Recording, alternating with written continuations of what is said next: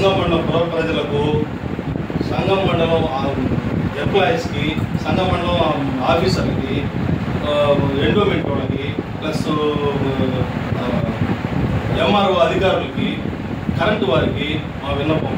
అయ్యా, మేము 2009 నుంచి అక్కడ జెండాదెబ్బ గ్రామంలో ప్లాట్లు కొని రిజిస్ట్రేషన్ కలిగి ఉన్నాము. మా ప్లాట్లలో ఫస్ట్ కాలువ కోవ అని చెప్పి అక్కడ కాలువ కోవ మీద ఆక్రమించి కరెంటు తెచ్చుకొని అక్కడి నుంచి కరోనా టైంలో ఇటు పక్కకు వచ్చేసి ఆ కరెంటు కనెక్షన్లన్నీ ఇటు మార్చుకొని మమ్మల్ని చాలా ఇబ్బంది పెట్టి వాళ్ళు ఫ్లాట్లకు రానియకుండా మమ్మల్ని ఏ సౌకర్యాలకి మేము చేసుకోకుండా ఫ్లాట్లు శుద్ధం చేసుకోకుండా మమ్మల్ని ఇబ్బంది పెడుతున్నారు. తర్వాత మేము జిల్లా సర్వేయర్ని, మండల సర్వేయర్ని, ఎంఆర్ఓ గారిని వాళ్ళందరినీ కలిసి మాకు కొలతలు చూపించమని అడగగా వాళ్ళు వచ్చి కొలతలు చూపించి పోలీసు వారి సమక్షంలో, ఎంఆర్ఓ గారి సమక్షంలో, సిఈ గారి సమక్షంలో, లేడీ కానిస్టేబుల్స్ అందరూ వచ్చి ఆడ కొలిచి రాళ్లు వేసి ఇది పట్టా స్థలమని నిర్ణయించి మాకు సర్టిఫై చేసి ఉన్నారు. ఎంఆర్ఓ గారు చేసి ఉన్నారు, జిల్లా సర్వేయర్ గారు చేసి ఉన్నారు, మండల సర్వేయర్ గారు చేసి ఉన్నారు, అందరు చేసి ఉన్నారు. తర్వాత మేము దాని మీద వాళ్ళు పోయి లేవమంటే వాళ్ళు మేము లేవు, ఎవరు చెప్పుకోని అన్నారు. తర్వాత మేము సిఈ గారి దగ్గరికి పోయి కంప్లైంట్ రాసిచ్చాం. ఇరు వర్గాలను పిలిచి వాళ్ళు ప్రైవేట్ ల్యాండ్ అయితే గవర్నమెంట్ ల్యాండ్ అయితే వాళ్ళు ఉంటారు, ప్రైవేట్ ల్యాండ్ మీరు ఉంటారు, జిల్లా సర్వేయర్ చేత కొలిపించిన తర్వాతనే మేము కొలిపించిన తర్వాత కూడా జిల్లా సర్వేయరు ఇది పట్టా ల్యాండ్ అని చెప్పి సర్టిఫై చేసినా కూడా వాళ్ళు లేవడం లేదు.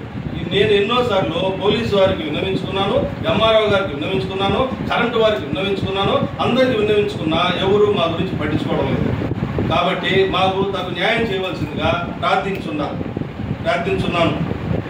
రెవెన్యూ అధికారులకి విన్నవించుకుంటున్న విన్నపము, అయ్యా మీరు గతంలో ఇది పట్టా స్థలము అని చెప్పి మాకు సర్టిఫై చేసి ఇచ్చినప్పటికీ పోలీసు వారు కానీ అలాగే రెవెన్యూ అధికారులు వారు కానీ దగ్గరుండి మాకు ఆ స్థలాన్ని ఖాళీ చేయించుకోవట్లేదు. మేము పోతే వాళ్ళు మా మీదకి దౌర్జన్యానికి వస్తున్నారు. జిల్లా సర్వేయర్ గారు వచ్చి నాటినటువంటి ఆ రాళ్లను కూడా వాళ్ళు తొలగించేశారు. కనీసం మా ఫ్లాట్లోకి వెళ్ళి మేము ఫెన్సింగ్ చేసుకోవాలన్నా కానీ మమ్మల్ని అడ్డుకుంటున్నారు. ఈ విధంగా మా పైకి దౌర్జన్యం చేస్తూ మా స్థలాన్ని మమ్మల్ని జాగ్రత్త చేసుకోనికుండా ఆక్రమణకు గురి చేసి ఉన్నారు. గతంలో కూడా కరెంటు వారికి మాకు ఇవన్నీ పట్టాలంటూనే ఉన్నాయి, మీరు వేసిన స్తంభాలు కానీ మీరు ఇచ్చిన కనెక్షన్లు కానీ వారంపోకు అనేటువంటి ఆధారాలు చూపించి వాళ్ళు తెచ్చుకున్నారు. అవి వారంపోకు స్థలం కాదు, పట్టా స్థలము అని చెప్పి మీకు నిర్ధారణ చేసి సర్టిఫికేట్లు ఇచ్చినప్పటికీ మీరు కరెంటు తొలగించట్లేదు. కాబట్టి మా యందు దయించి ఇప్పటికైనా మీరు ఆ కరెంటు స్తంభాలను తొలగించాలని, వాళ్ళకి ఇచ్చినటువంటి ఎన్ఓసీని, వాళ్ళకి ఇచ్చినటువంటి మీటర్ని మేము ఎన్ఓసీలు రద్దు చేయమని చెప్పి మీరు పంచాయతీ సెక్రటరీ ద్వారా మీకు ఇచ్చినటువంటి సర్టిఫికేట్ని కానీ మీరు పరిగణలో తీసుకోకుండా వాళ్ళకి కొత్త మీటర్లు ఇవ్వటం కానీ, అలాగే ఉండేటువంటి పాతవి ఏవైతే మా పట్టా స్థలంలో ఉన్నాయో ఆ మీటర్లు కానీ తొలగించాలని సంబంధిత అధికారులను కోరుకుంటున్నాను.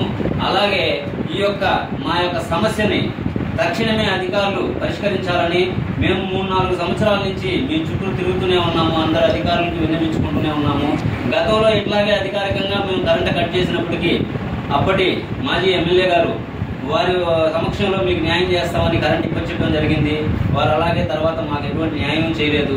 కాబట్టి ఇప్పటికైనా సరే ఈ ప్రభుత్వంలో ఉండే వాళ్ళైనా సరే మమ్మల్ని పట్టించుకొని ఇరు వర్గాలకు కూడా ఇబ్బంది లేకుండా సామరస్యంగా వారికి స్థలాలు ఇచ్చి కేటాయించి పంపించినప్పటికీ అక్కడ కొంతమంది గ్రూపులుగా ఏర్పడి ఆ గుడిసెల్లో అక్రమంగా గుడిసెలను 20,000-30,000 అమ్ముకోవడం ఈ విధంగా చేస్తున్నారు. సంఘంలో వాళ్ళకి స్థలాలు కేటాయించారు, ఇల్లు లేని వారికి నిజంగా ఇల్లు లేని వారికి కేటాయించున్నారు. అయినప్పటికీ వీళ్ళు ఖాళీ చేయకుండా మమ్మల్ని ఇబ్బంది పెడుతూ ఉన్నారు. కాబట్టి గవర్నమెంట్ స్థలం ఉంటే మాకు 1 సెంటు కూడా అక్కడ అవసరం లేదు, కేవలం మా పట్టా స్థలంలో ఉండే వాళ్ళని ఖాళీ చేయించి ఇవ్వాల్సిందిగా మనం మరీ కోరుకుంటున్నాము. సంబంధిత అధికారులు